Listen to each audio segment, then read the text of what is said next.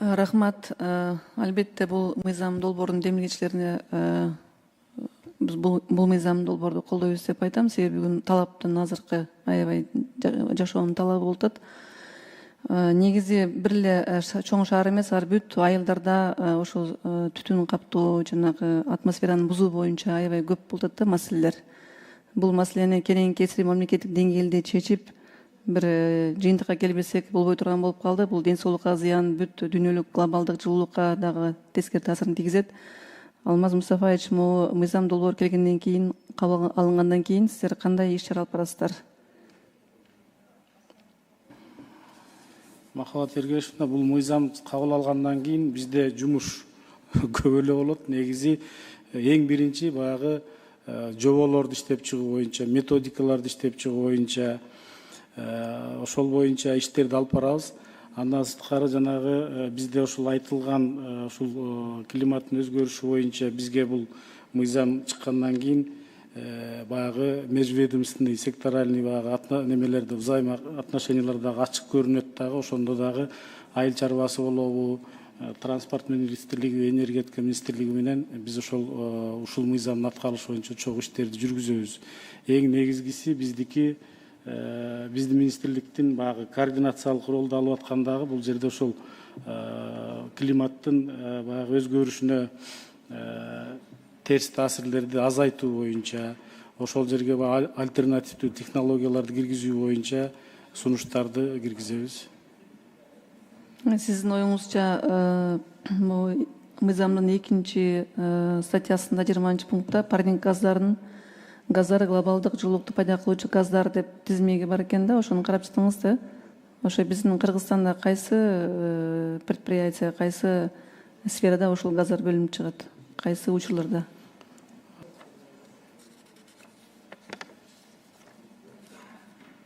Бул тизмеси менде жок эмес, өзүнчө жооп берип коеюн. Бул көмүр кычкыл газы, метан, азот кычкыл, гидрофтор, углероддор, пертоуглероддор, күкүрт, гексафторид жана башка заттар деп турат да. Ошол бизде Кыргызстанда ошол заттарды өлчөөчү аппараттар барбы жана кайсы учурларда чыгат ошол заттар?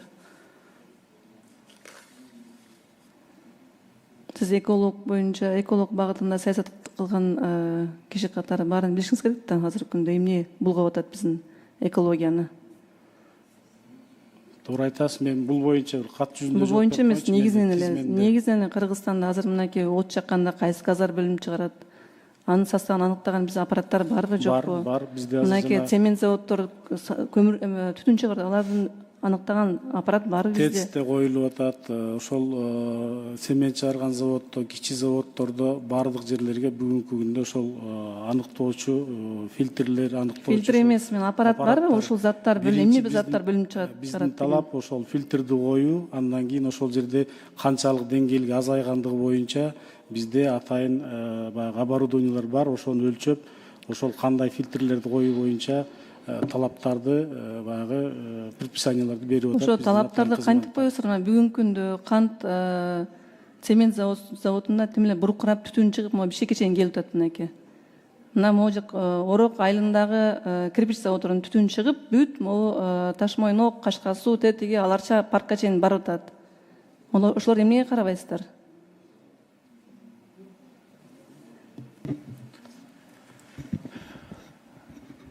Мен мыйзамдын автору катары кичине толуктап коеюнчу.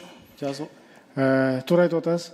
Бизде кантта бир топ көп кирпич заводдор, жана ошондой эле шиферный завод, жана ошондой эле металл чыгарган завод. Айтор Кыргызстан боюнча алардын саны өтө көп. Алар бүгүнкү күнү толук түрдө ошо ишмерлигин жүргүзүп атканда, жана айткансыз выбростардын баары чыгып атат. Ал үчүн датчиктер бизде жок эле. Кечээ күнү жакында биз сиздер менен чогуу $50 миллион грантты кредит менен бекитип бергенбиз. Анын алкагында датчиктер сатып алынып атат. Ошол датчиктер сиз айткан выбростардын баардыгын измеритель кылып катары эсептеп чыгарып, андан соң кайсыл бир немеге штраф берсе, штраф же тийиштүү органдарга булар иштегенге мүмкүнчүлүк түзүлөт. Ал датчиктерди сиз айткан датчиктерди эми сатып алып атат, эми коюлуп атат. Негизи төрага мен айтайын деген бул датчик эмес, датчик деген источникти жок кылуу боюнча жумуш алып баруу керек деп атам да. Датчикти хороший измеритель чыгара берсин бар экен деп. Бирок ошол воздухту булгаган заводдорду биз кантип тыябыз деген. Мына азыр баяндамачы коллегабыз айтты, биз деген технологиялык модернизация кылышыбыз керек депчи. Ошол заводдорду бир анда мажбурлабайлыбы, бир 2 жыл 3 жыл ичинде, мейли бүгүн эртең эмес, 3 жыл ичинде ошолорду деген жаңы модернизированный аппараттар оборудование койсун да анда, туурабы? Ушундай иш чара алып барыш керек деп ойлойм да. Себеби Кыргызстан боюнча мына Кара Балта шаарында азыр айтып кетишти, аба булганытат деп. Кызыл Кия шаарында бүт Кыргызстан боюнча заводдордо ушундай көйгөй көп. Ошондуктан мен ойлойм, ушул багыт иш алып барыш керек тез аранын ичинде. Ошондуктан бул абдан маанилүү маселе. Урматтуу төрага ушул нерсени Рахмат. Маселеңиз туура айтып кеттиңиз. Ал боюнча экинчи окуунун астында тийиштүү тапшырмаларды берип, анан жообун алып сиздерге дагы жазуу түрүндө берип коет.